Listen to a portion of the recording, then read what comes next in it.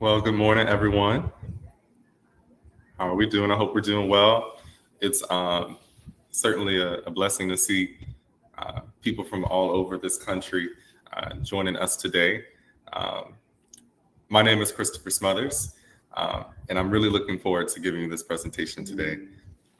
This presentation is entitled Unlocking Your Ancestral Puzzle, Investigating Public Member Trees to Uncover Shared Histories between your ancestors and slaveholders.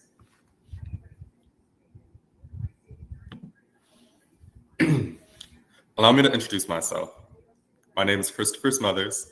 I'm a passionate genealogist and history educator on a lifelong journey of discovery and service.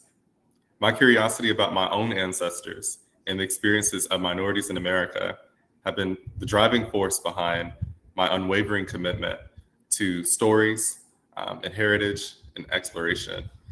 My personal ancestral roots span Louisiana, Maryland, Virginia, and has deeply influenced my dedication to uncovering family histories. It all began at the age of 12 when I embarked on a genealogical journey of my own. This journey ignited my fascination with family heritage, motivating me to assist others in uncovering their own roots. In January 2018, I founded a company called Unearthing Your Roots. It's dedicated to providing professional genealogical services to clients. I've been an American history teacher.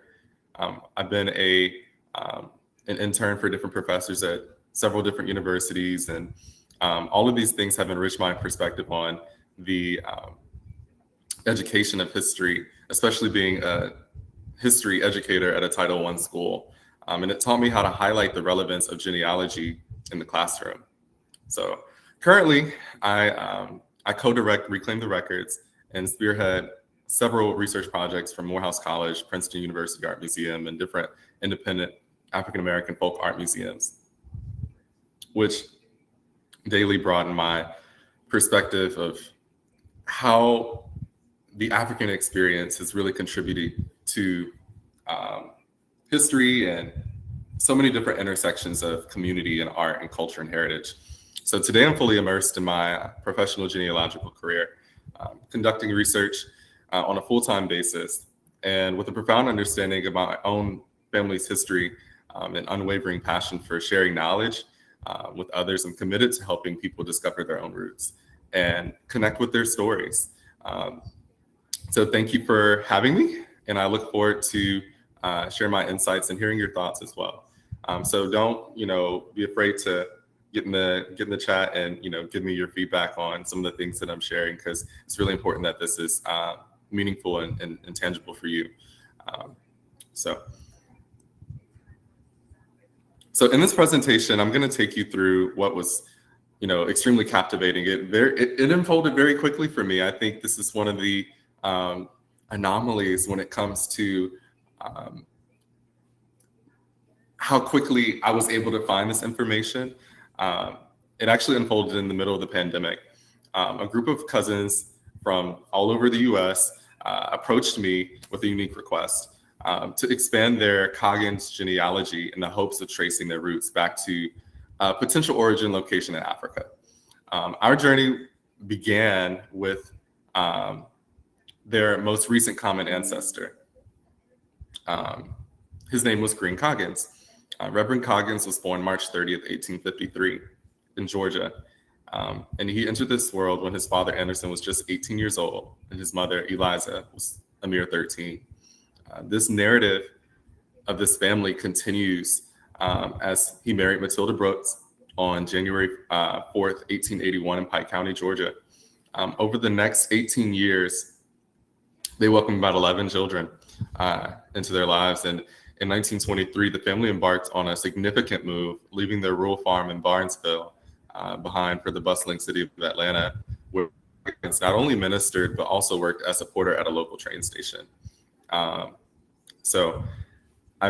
These are some images from the community in Vine City and Cabbage Town as well. On the top and at the bottom, that's the the county seat courthouse in Pike County. Okay, let's go to the next slide. All right, so first I want to start with 1880. This presentation didn't really scale the more recent era simply because I want to focus on helping people who are at that, juncture of 1870 and still looking for who enslaved their ancestors to benefit from that approach. Okay, so I attached the 1880 census in this image here. I know the writing may be a little small, so I'm going to kind of contextualize this document and kind of describe it. So this is the 1880 census, the Anderson Eliza Coggins household. There at the top. Anderson is the line in yellow. And if you don't already know what a census is, the census was created to, count how many people were living in different districts and areas to appoint a certain amount of representatives.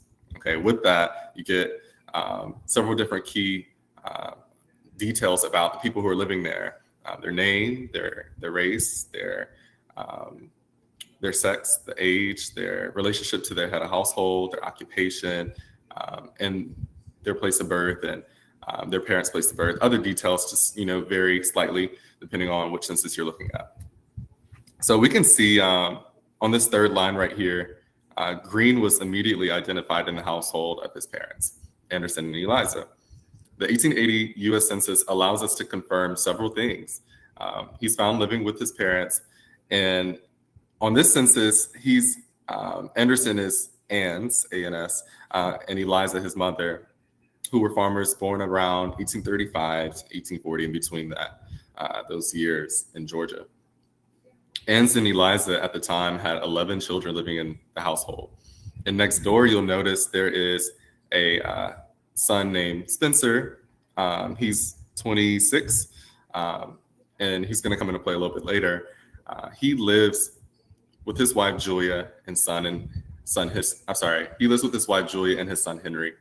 Also in the household are Henry Brooks, his daughters Mary and Frances. And then from other documentation, we're able to confirm that Spencer was the son of Anderson, Eliza, and Coggins. Okay, so the 1870 U.S. Census is the first federal census to list formerly enslaved African Americans by name for the first time. So it's the bridge between identifying former plantation owners and their former enslaved communities, many of which never went far from the plantation they labored on, even though we know our ancestors got around.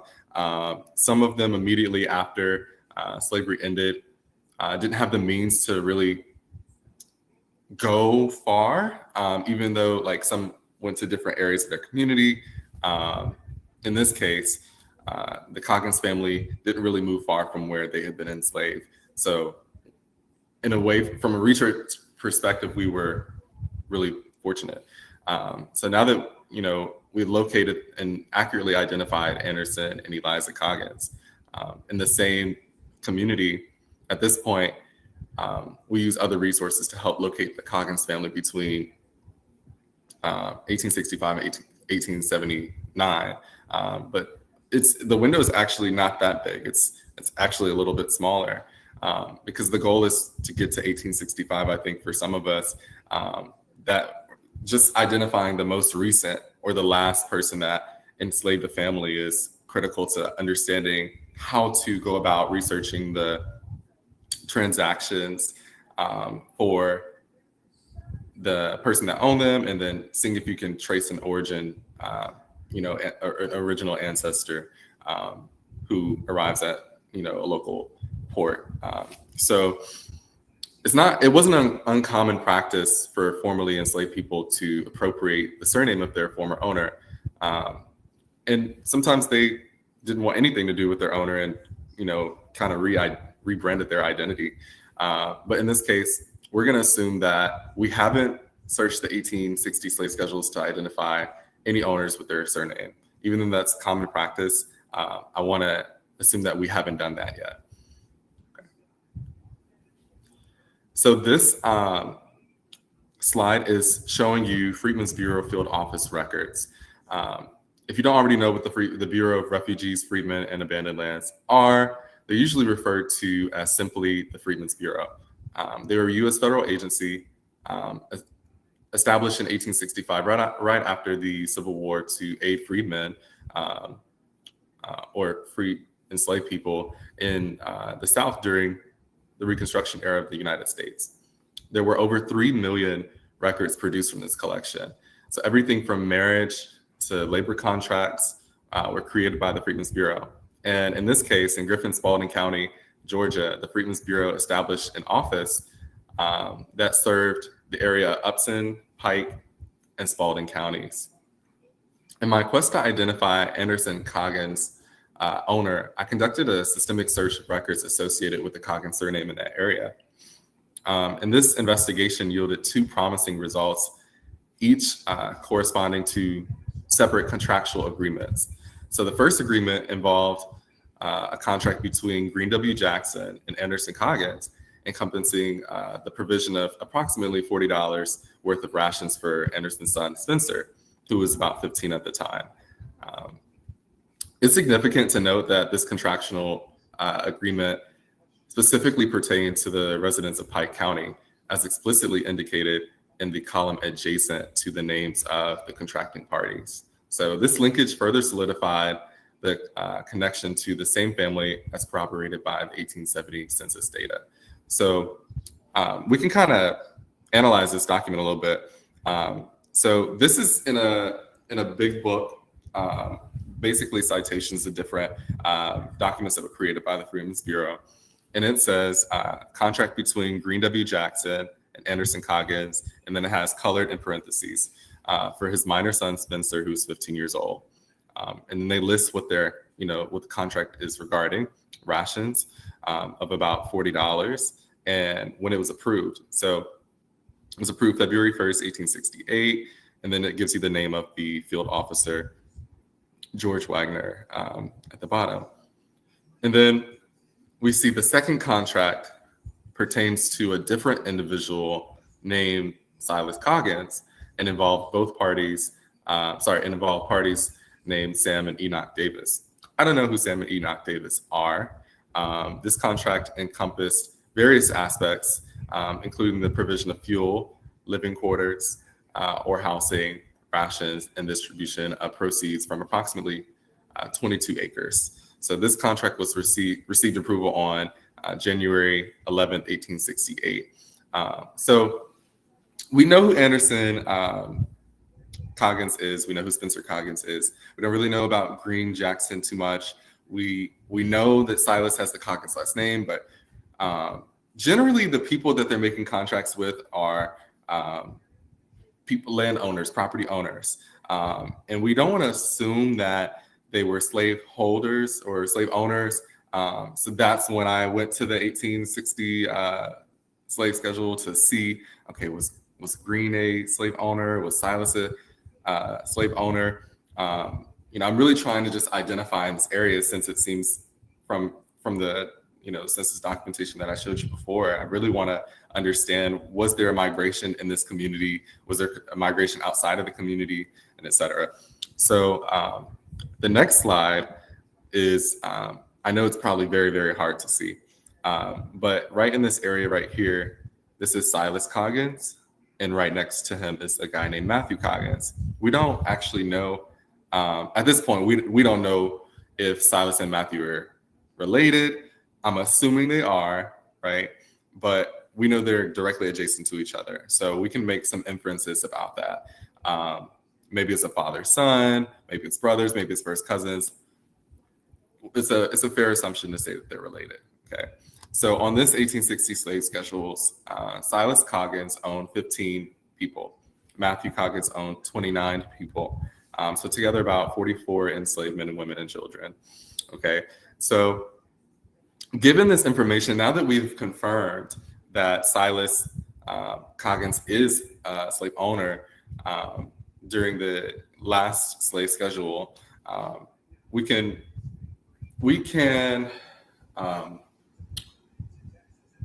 have a potential strategy of methodology, right? So we can say, okay, well, Silas Coggins was a slave owner. Let's see if he how he acquired these enslaved people. Also, who is he connected to? Also, who is this guy named Matthew? How are they related? So to really establish that, let's say we want to do that first. We want to figure out, how they're connected. Okay, we can do that and we will, but let's kind of walk through the timeline of the information that we know for sure. Okay. All right. So we looked at the 1880 census in Pike County. We saw Anderson and Eliza Coggins in the household. Then we saw the 1870 census in Pike County, saying Anderson and Eliza, they have their kids in the household. The 1868 Freedmen's Bureau contract, also in Pike County, even though the office was in Griffin, the contract was signed in Pike County. And that's why you really have to, don't count the Freedmen's Bureau field offices out, because especially in Georgia, or areas that are more rural and there's smaller cities that do a lot of the business for that area, or people go into town, like the main town center for different regions of the rural countries, counties of Georgia. We saw in that field office records that beside each transaction, the actual county the contracts were signed in were outside of Spalding County. So still really, really beneficial. And then we saw that the 1860 slave schedule revealed that Silas Coggins and a guy named Matthew Coggins were both slave owners. Okay. So now we're going to turn to something I like to use called public memory trees. Now I titled this slide, "The Proper Use of Public Memory Trees for a Reason." So a lot of people, when you start building your tree, you'll see that you get hints, right, on Ancestry. And these hints can be really hit or miss. These hints are not something I necessarily rely on. It could be a helpful tool. But one of the first hints, always at the top of your hints list, if there is that person in that community or the alleged person in another person's tree, they'll say, review public member trees, and you can review it, and then you can see the trees and you can see what information they have on there, and you can see all the errors in their tree, you can see the correct stuff in their tree, you can look at the sources of it. I kind of want to walk you through this exercise of how I took this information with Silas and Matthew and came to a connection about how they were connected. So I'm gonna actually walk you through this exercise.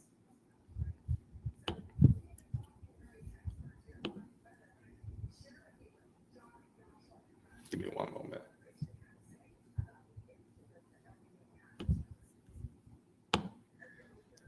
Okay, so I pulled up the public memory trees page on Ancestry. Okay, and we don't really know when Silas Coggins was born, based off the information we've seen. We know when Anderson was born in the mid 1830s, early 1830s. So right now I'm just gonna put Silas Coggins in here and assume that he died in Pike County. Okay.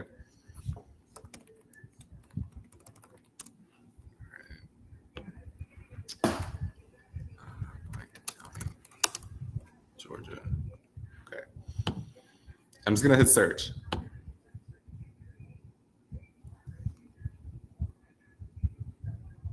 All right, so we see the first one that comes up is Andrew S. Coggins. He's born 1884. He's in the Pike area. His father's name is Silas Coggins. That Silas was born in 1849. The transaction happened in 1868, so he'd have been about 19, 20 years old. That's a little young to be in that kind of relationship with the Freedmen's Bureau as the contractor. And not saying that they're not connected or related, but it makes more sense for the second result to be Silas Coggins. He's born 1801 in North Carolina. He got married 1838, and we see that he dies 1876. So my instinct just went with this second result, Silas Coggins. Okay. So I'm going to click on it, and immediately we see the information that this ancestry member has on their tree. We see the sources associated with this person, and we can kind of make some inferences already about Silas Coggins if this is our individual, right? So we see that this Silas Coggins is the son of John Silas Coggins and Sarah Bolin. So we see his wife here, and I really want to understand, remember the whole reason for the search was, how is he connected to Matthew? Are they connected? All right, so I'm just gonna look at, I'm gonna look at his siblings and see if I can see a Matthew in here. So we see Burl, Penelope, Mary, Nancy. See this? Okay, also I just want to point out, you see how they have several duplicate people in their tree? This can occur just when you save a record and you don't attach it to someone who's already in your tree. It'll create a whole new person. So you really have to kind of take this stuff with a grain of salt, simply because you don't want to get thrown off because some individuals may have different information. So we start to see also, like, there's 4 Matthew Coggins on this tree. They all have the same birth and death date. So it's the same person, but they have several of them on their tree. So this can kind of throw some people off, just depending on if you say, let's say you create Matthew Coggins in your tree, you start to build the slave owners, family tree, and you find this tree, depending on the inconsistency in the information they have on those people, it could really throw your search off, which is really why you want to rely on the sources, right? Research is not credible without sources. So, but we see in this tree there, alleging that Matthew Coggins is the brother of Silas Coggins, and they're both the descendants of John and Sarah Coggins. How do we know that? So let's look at the 1850 census, a time period where it's possible that they could be living near the same community. I mean, in the 1860s, they were enumerated right next to each other. They were recorded right next to each other. So let's look at the 1850 census to see if we can kind of synthesize the proximity of their location. So, it's the 1860 I'm trying to show you, or I think it's the 1850. Okay.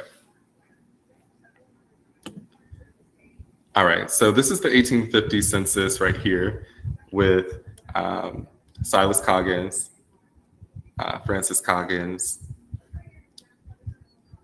and his family. I'm just going to say that. Right next door, we see John Coggins, the father.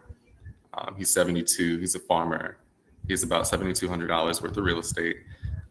His wife, I'm assuming Sarah. Well, I'm not. The tree already confirmed that his wife is Sarah. Okay.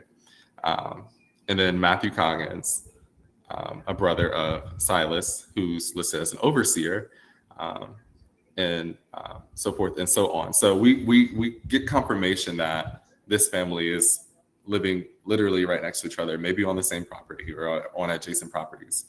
And we can confirm that this family is intact. So I'm also going to go to the 1850 slave schedules to see, how many enslaved people John Coggins owned. In addition, it's important. Oh, my bad. You guys couldn't see my screen. I'm so sorry. I just noticed that. So again, just for thoroughness, John Coggins, Sarah Coggins, we see he owns about $7,200 worth of real estate. Matthew Coggins is an overseer, and we see Silas right here living adjacent to them as a farmer, his real estate value worth. We see that they come from North Carolina.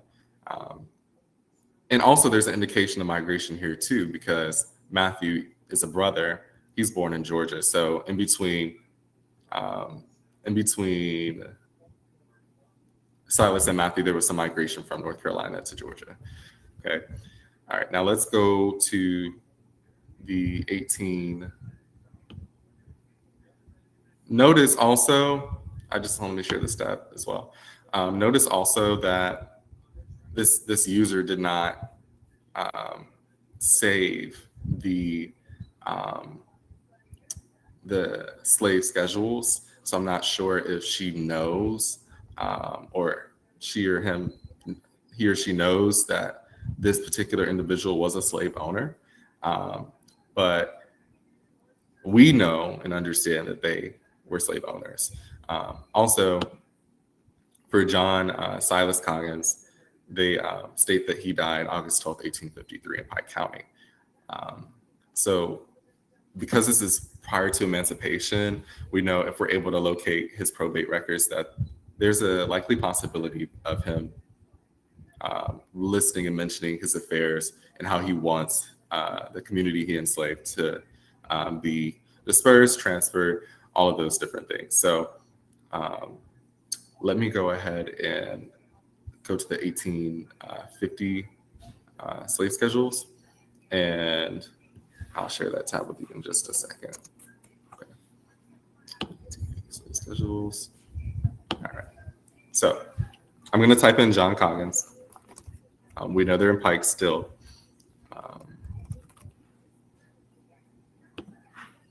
Pike County, Georgia. And hit search.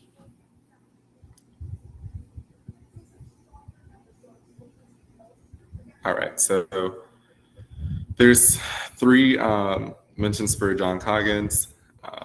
They're all in District 68. So let's take note of that. So between, between 40 or so enslaved people. And we can just look at these different slave schedules. This also confirms that he may have owned multiple properties, right? And we can see in these in the slave schedule, if you don't know what this is basically the effort of the federal government to enumerate the owners and their enslaved communities.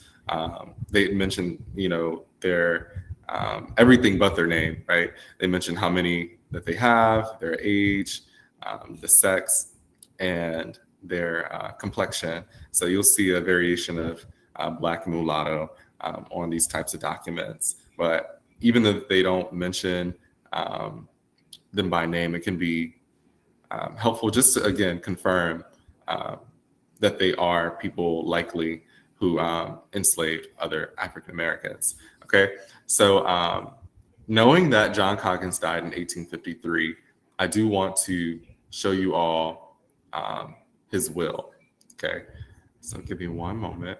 I'll pull up his will so we can look at this together.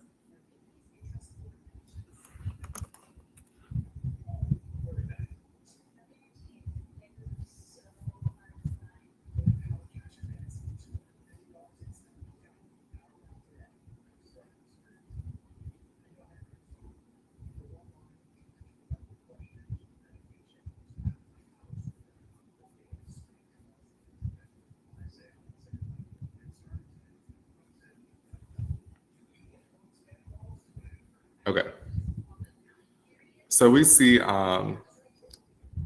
this is the will for John Coggins. It says, "In the name of God, amen. I, John Coggins, of the state and county, being of advanced age, and knowing that I must shortly depart from the world, deem it right and proper, both as respects myself and my family, that I should make a disposition of the property with which a time Providence has blessed me. I therefore make this my last will and testament, hereby revoking and annulling all." Basically saying he's revoking all former codicils and wills and last testaments that he wrote before this one. So he goes into identifying his heirs, identifying how he wants his body to be, put into the earth, and through this whole process, you'll see that he starts to talk about his wife Sarah. So now we're actually getting the primary source that confirms like the relationships in the family. Right, we saw this the 1850, 1860 censuses. We saw the public member trees, where those people are identified. But to see it, in the probate, will book, in the clerk of court, is almost is very confirming. It's almost absolute. So he starts to identify his property, where his property is, and things like that. And I'm just going to go ahead and skip forward to the location where he starts to talk about his sons, Silas Silas and Matthew. Okay. Give me one moment.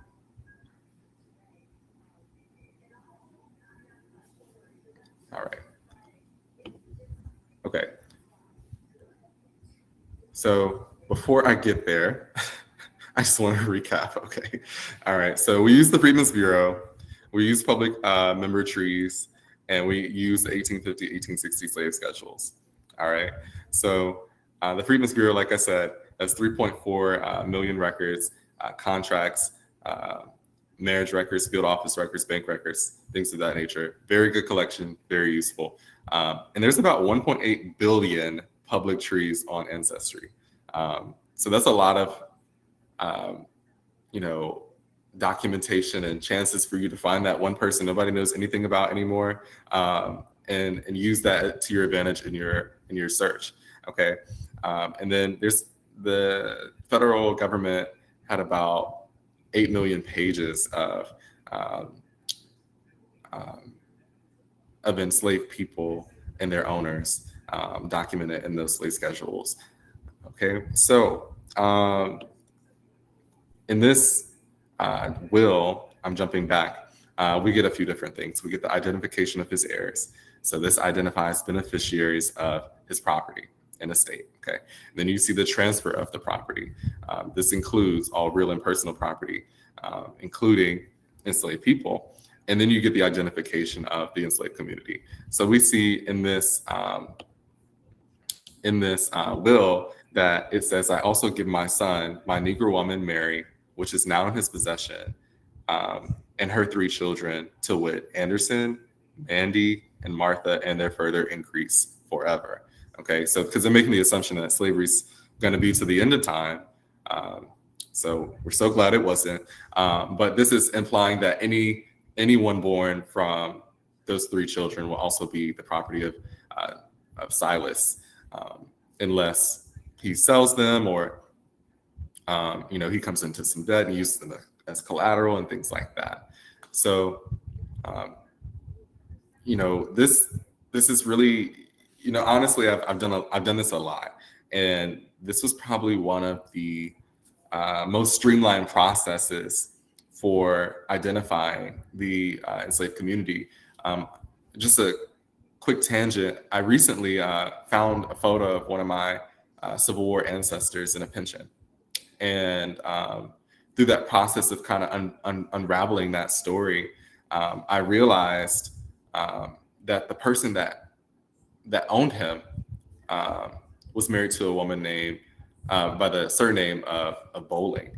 And I didn't understand initially how our family got the Boulding last name before my great-great-grandfather was Bolden. But when I started to look at the Boldens and Bowlings, I noticed that they came from Virginia, and that's where my ancestors' patriarch came from. So I say that to say, property, usually when women inherited property from their family's estate and married, into another wealthy family, because it's really about class at this point, and keeping, the value of the state intact. The property of that woman would, come into ownership with her husband. So, and that's what I'm saying. With Silas, we know Silas is married. We know Silas has kids. This would have been, part of a group of, or a larger community that Silas owned, and their descendants as well. So, like Green, like Spencer, these people were also the property of Silas. And we see in this will, it continues to go into, even his grandchildren. Like, I give to my grandson, John Coggins, son of Silas Coggins, one Negro girl named Jane, and her future increase is now in the position of, which Negro I give to my, grandson, and so forth and so on. So we can see how he was very elaborate about identifying where these enslaved people were, being transferred to, and his will. So it's a powerful document, because not only have we received confirmation of, where Anderson was enslaved, but we've extended his genealogy. We've extended his family history. We know who his sisters are. We know who his mother is, and we also can infer some things about his father. The father isn't even mentioned. Early in this will, actually, I do want to show you this because it's insightful. So I'm going to switch to this tab. So at the top here, we see there's a community, okay, right here where it says,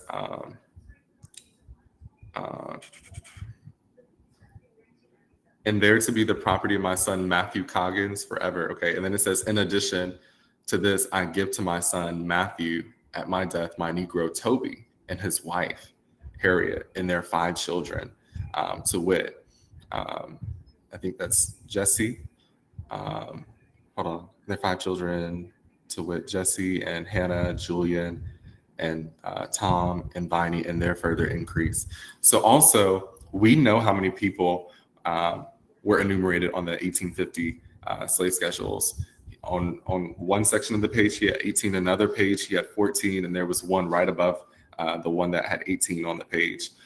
So in this information, we can really do some correlation and see, or cross analysis and see, okay, how many enslaved people are mentioned in this will, and does it align with and correspond with the 1850 slave schedules?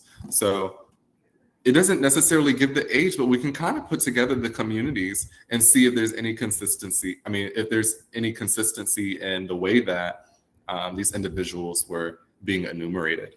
So if we go back to, let me see, we'll go back here. Let me share this tab. All right. So remember, the goal, the objective for this family was to get back to Africa, right? We would all, I mean, some of us aren't actually from Africa. Some of us were indigenous, right? Indigenous people of the Americas. But in this case, all the information points to they were enslaved. His mother and his sisters were enslaved. It's very likely that, well, I know that I've seen their DNA. I had one of the cousins take a DNA test, and I saw the region and the communities, and that information helped me inform the area and region of Africa that they likely come from, based off of his paternal lineage. So I'm pretty confident these individuals, these people come from Africa. I'm not sure how many generations back it is, right? But the next potential steps, are leaning towards figuring out where Mary Coggins comes from. So we could take, there's 5 plus more, okay, that you can take. You could either review conveyance records in Pike County to potentially identify Mary. She could be listed in the earlier records for Pike County. I think their records start in the early 1800s, 1810s. Well, actually, the 1820s, because Pike County was created out of another larger county. So, maybe she's mentioned there. But notice in that 1850 census, we noticed that they came from North Carolina.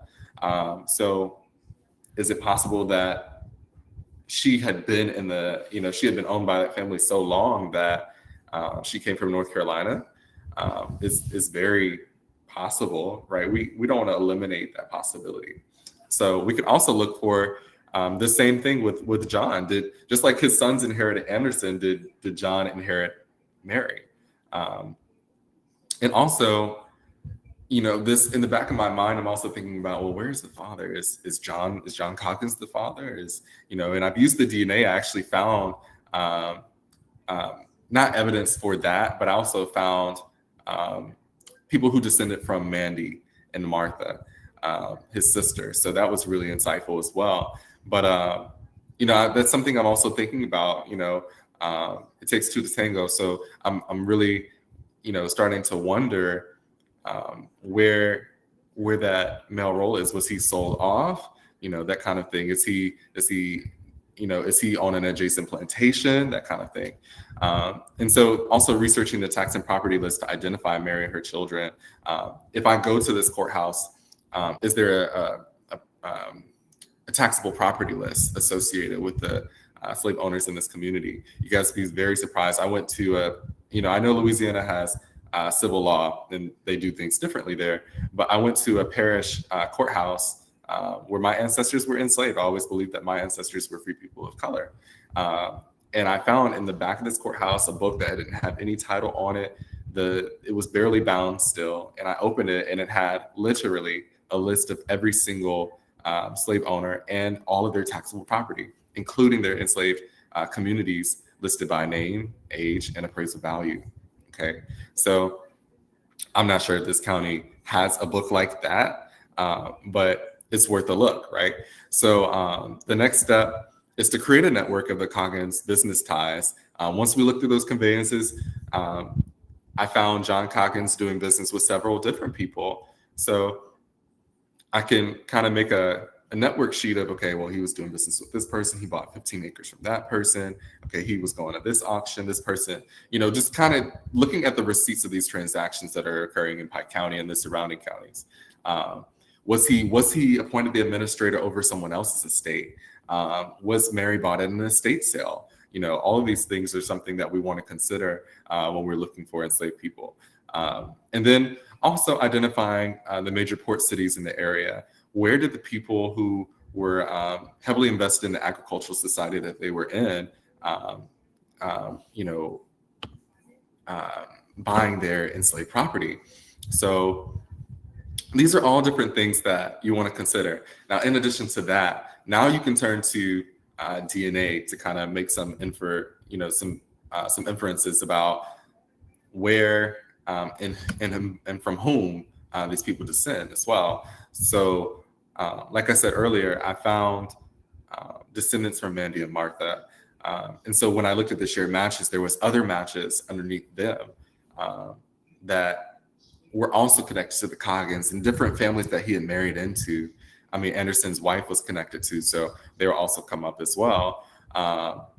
But I think you guys understand the point now, but just try and create a network or a spreadsheet of who they were connected to, who they, see if you can locate who owned other people and, where did they do their business and did they have ties to John Coggins or, that potential slave owner for you or for your ancestors, right? And truly, honestly, that's the conclusion of my presentation. Thank you for attending in the spirit of, our shared journey. I invite you to scan this QR code and connect with me for future collaborations, discussions, and discoveries. Thank you. Thank you so much, Christopher. That was incredibly interesting. So now we're going to go to the question and answers.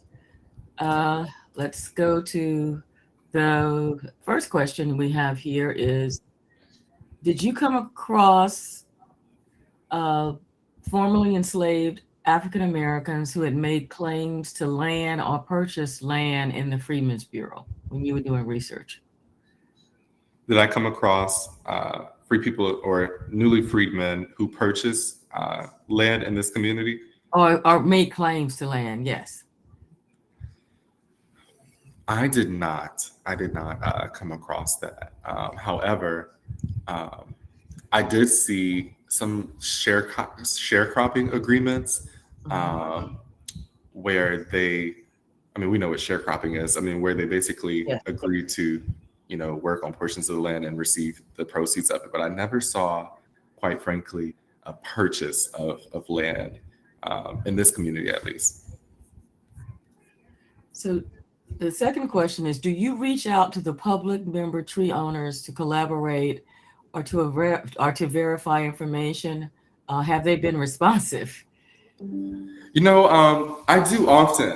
often. And sometimes I get responses, sometimes I don't. It's really hit or miss. But I try to explain to them the importance of this because really, essentially, I want to know, how much do you know? What is the oral history on your perspective? Is there something I'm not considering?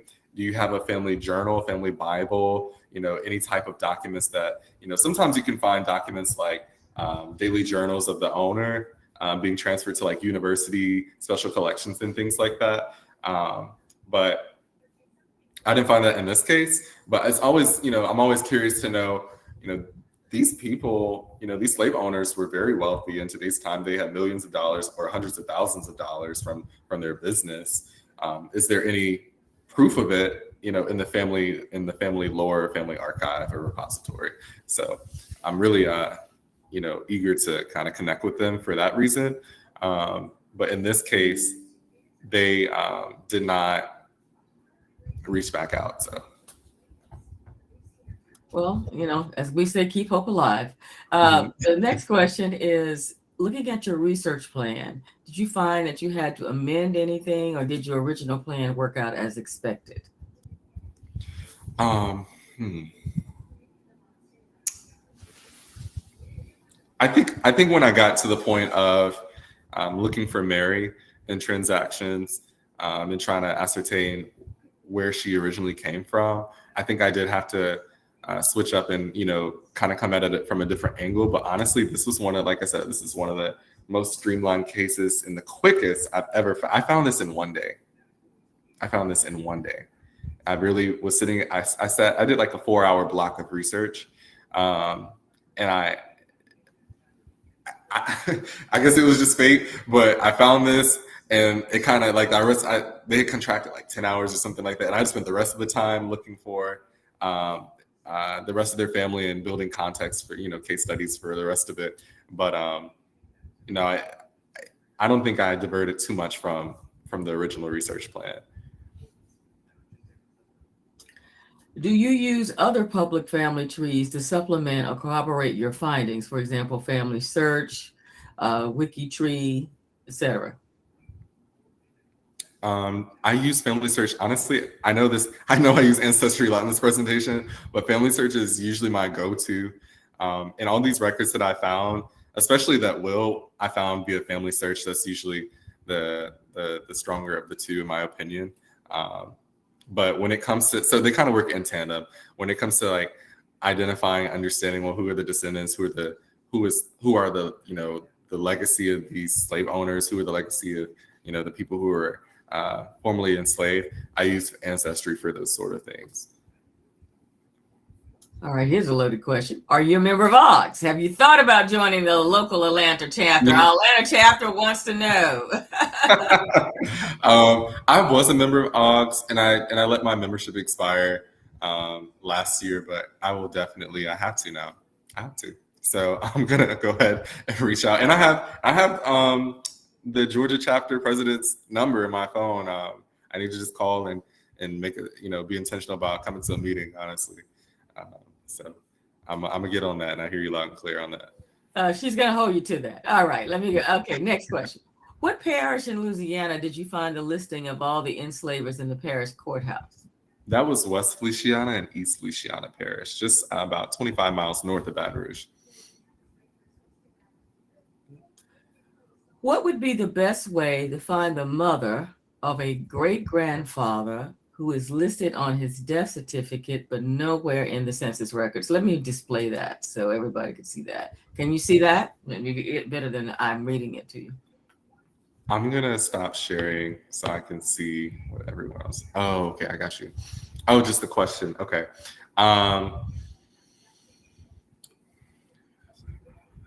So you're trying to find your great grandmother in the census records. I guess the question would be, when is your great grandfather born? Because there's possibility she may have never been enumerated.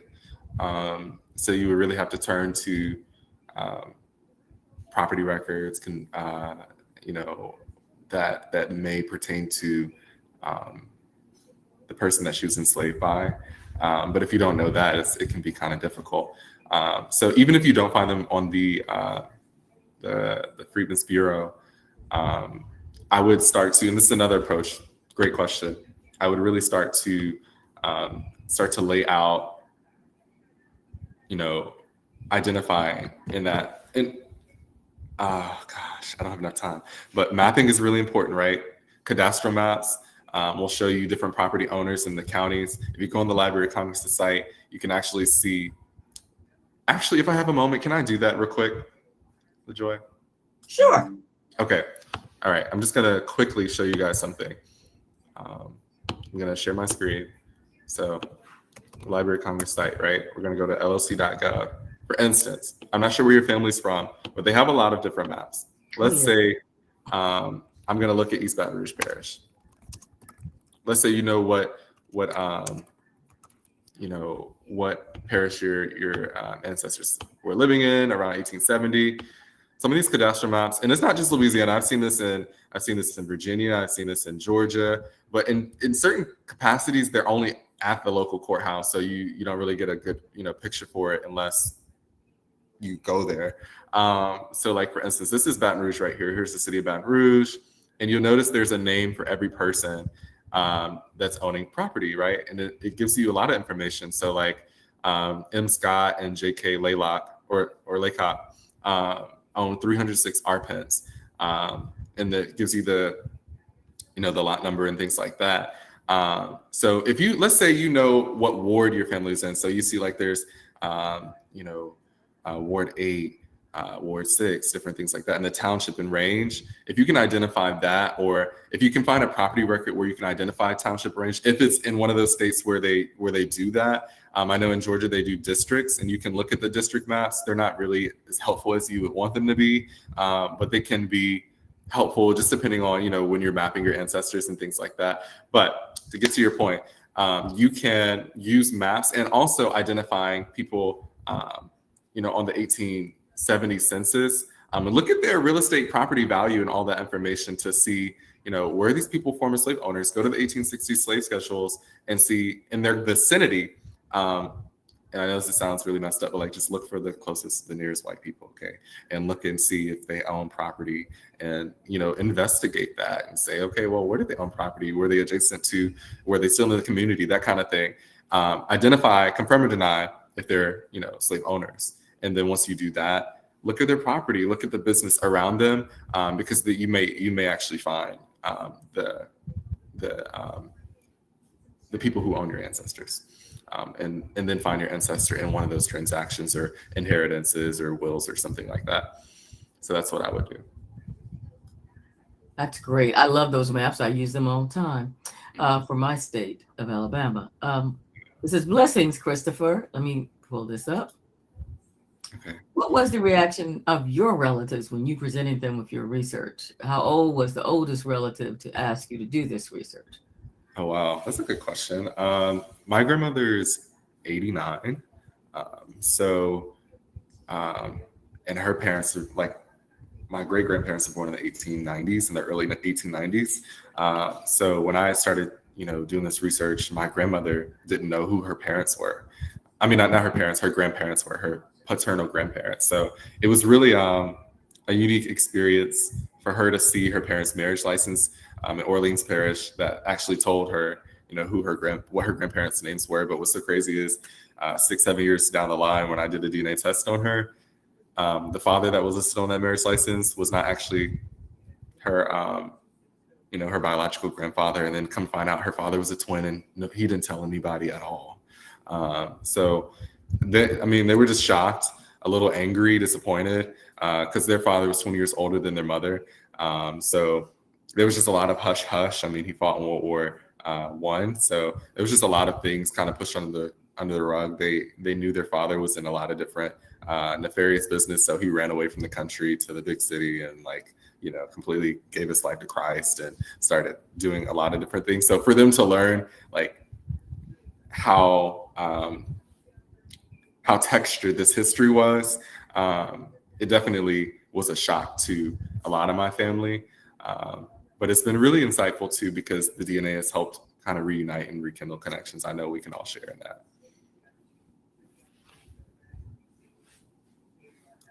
If you have to change any of your steps in your research, what change would it be? What would you do differently? You're going to ask me a good question. Let's see. If I had to change any steps in this case, I probably would reapproach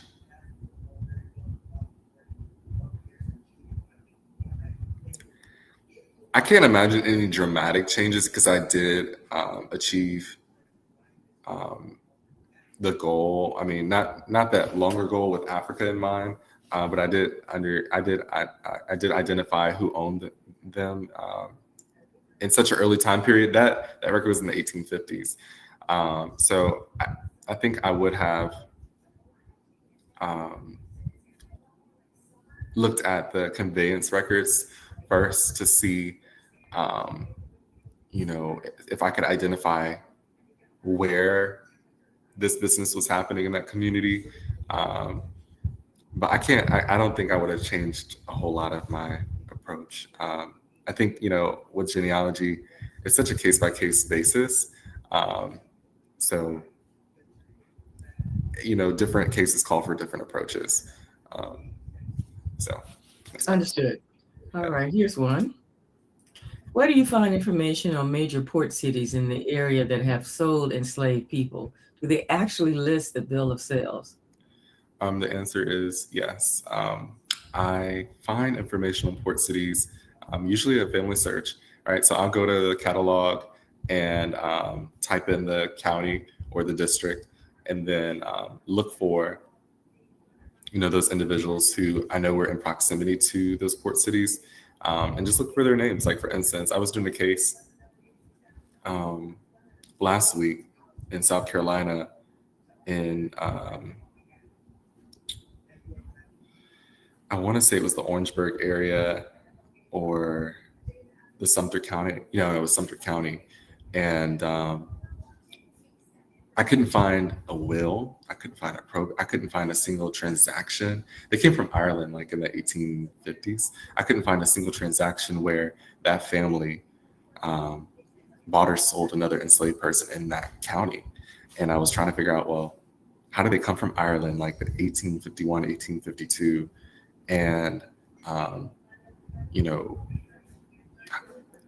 and acquire over 20 something people. So I found them actually in Charleston. All of their business was in Charleston. So one of the one of his sons was like an agent for the family, and he went to Charleston and kind of caravan people back and forth. And that's, I found that in the conveyance records in the clerk of court. You can go to Charleston and do the same thing, but the conveyance records for Charleston County or the Charleston district area, I'm trying to remember the terminology, kind of highlighted and revealed how they were acquiring enslaved people. Let's see. As a professional researcher, what do you discover? What do you consider your niche areas of research?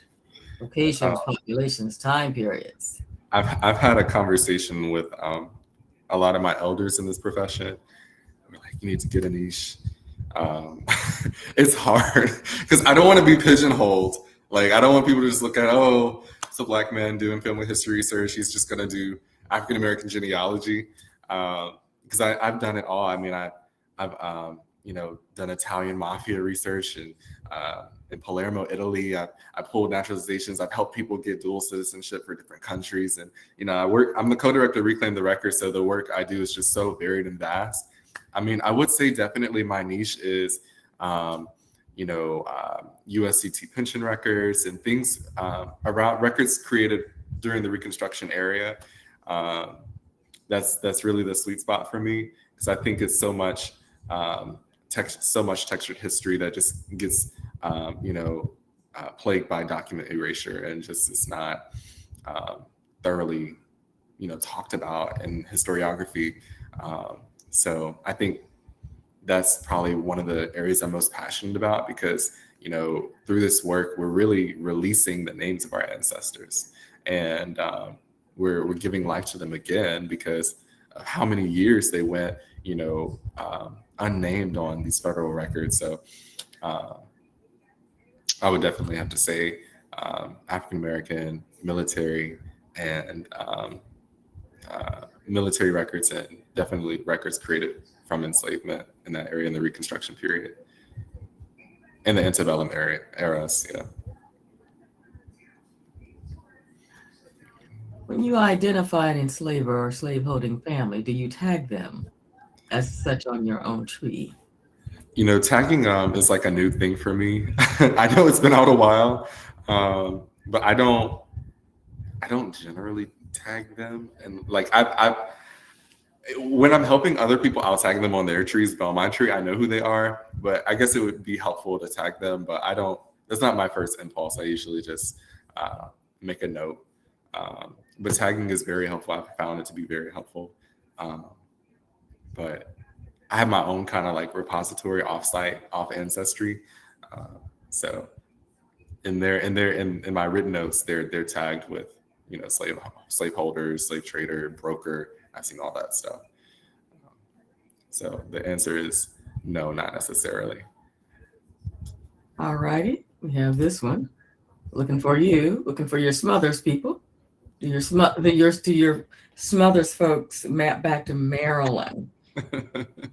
Yes, they do. They do. Actually, after I figured out my ancestors were actually enslaved, I traced the transaction where that last slave owner, Charles Percy, bought them from a guy who was born in Maryland.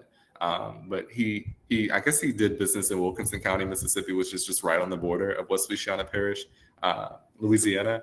So right now I'm trying to figure out who this man was. I know that he was in the newspaper several different times. It's like auction or broker, that kind of thing.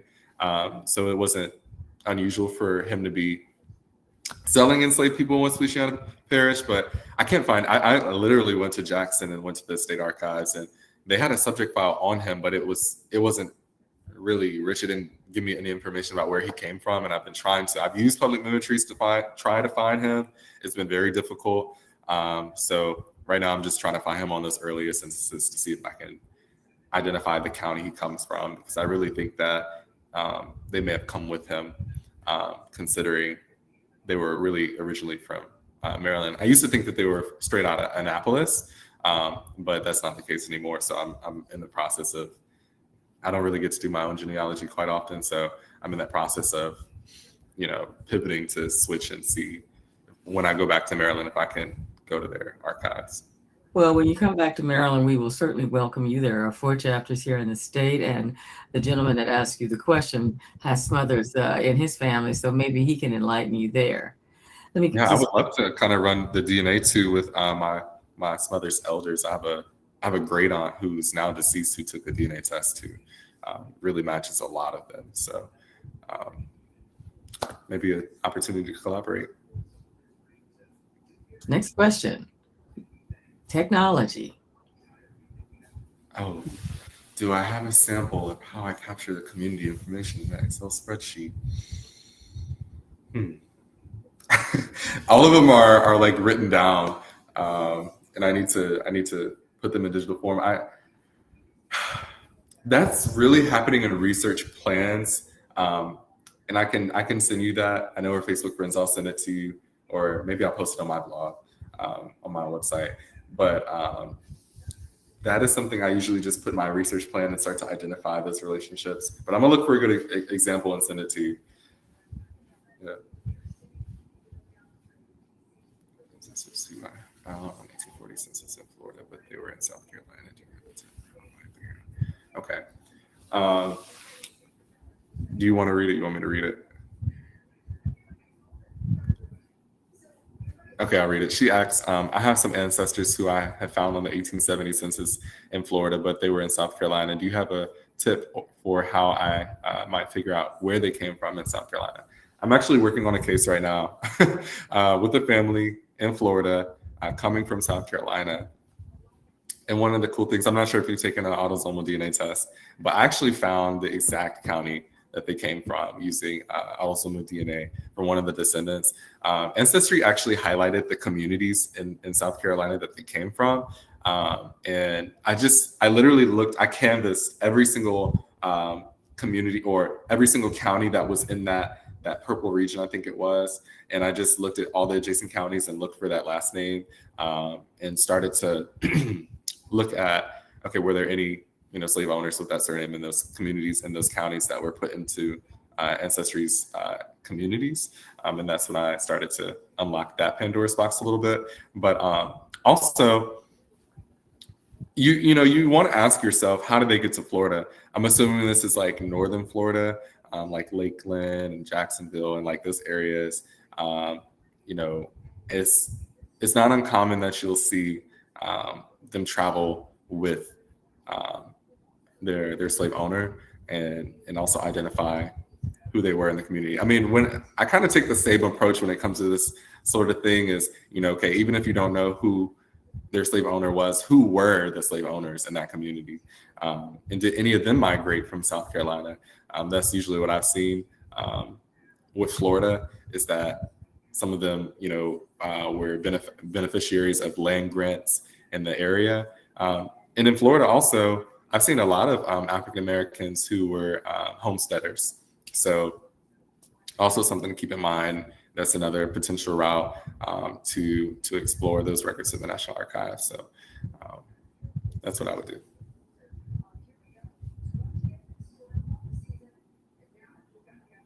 Well, of course, everyone wants to know, are you available, or are you taking clients? Are you available for hire?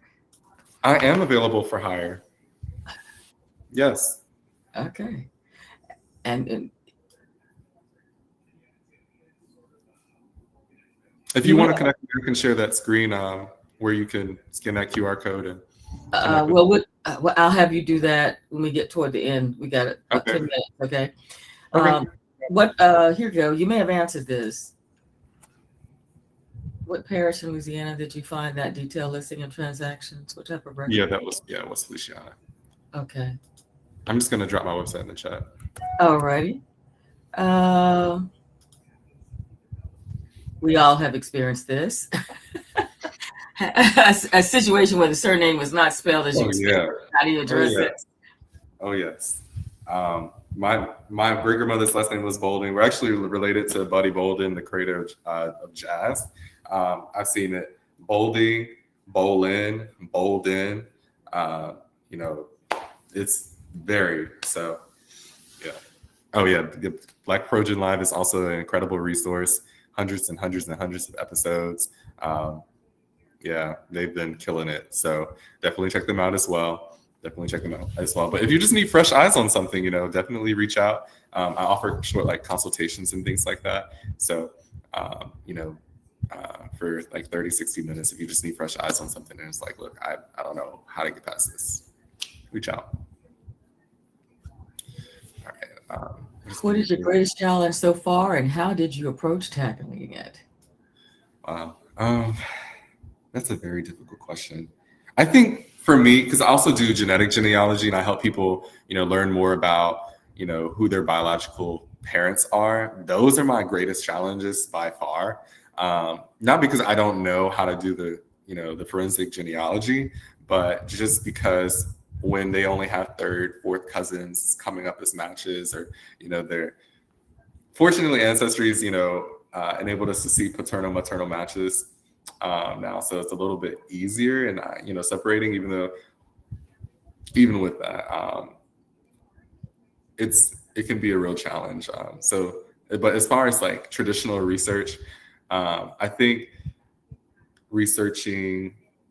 Okay, so I actually did a project on the Tulsa Race Massacre and was coordinating with the deputy mayor of Tulsa to identify and locate mass burials of people who were victims of that horrible racial atrocity. That has probably been one of the most challenging projects I did by far. You know, I had a methodology that was strong, but identifying the physical locations were a challenge.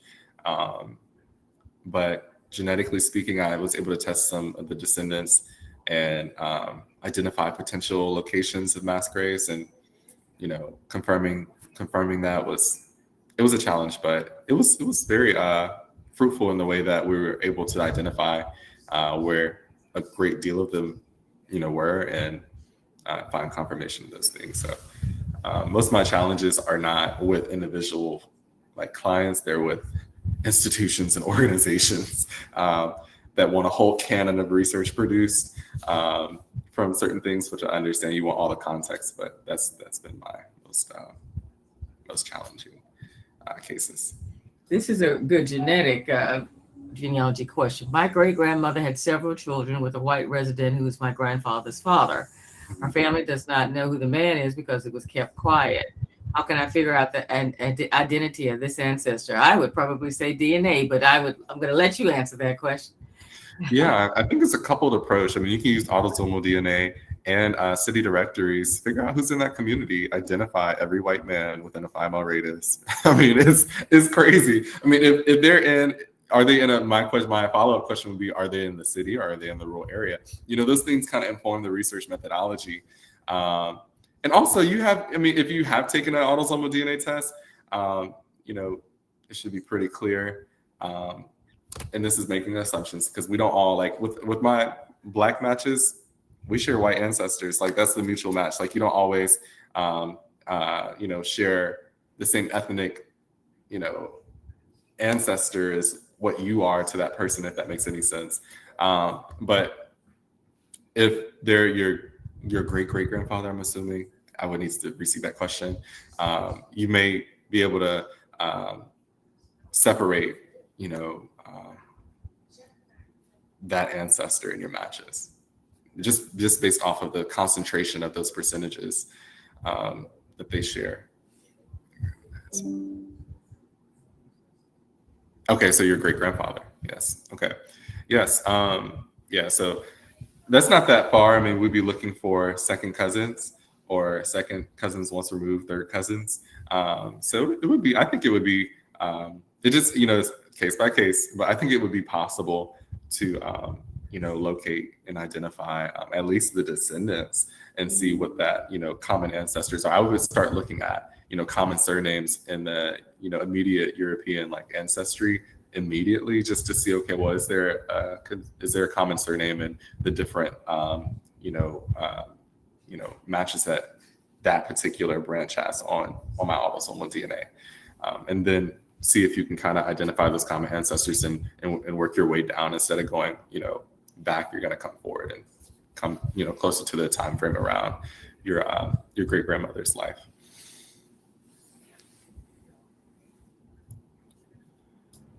Yes, I have.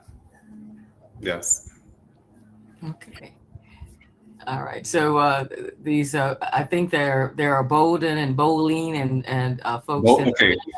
that are honest that want to talk to you. Yeah, no, absolutely. It's this family is, you know, they're supposed to be connected to Pocahontas, right? They're supposed to be connected to John Rolfe. But like if you have Bolden, Bowling, Bolding, if you have those 3 surnames in your family, it's likely from either the progenitor, like the Bowling family. It's Bolling is the original, Elizabeth Bowling and her family. And the governor of Virginia actually unveiled a historical marker last year, kind of commemorating this family's contribution to the eastern side of Virginia. But I would definitely look and see, you know, if any of your, you know, former slave owners did any business with the Bowlings or are connected to the Bowling family. This is a very large family, so they got around for sure. So we got 2 minutes. Yeah. So Chris, we'll put back, share that your QR code so everybody can, if they didn't catch it the first time. Sure, absolutely. Do that now.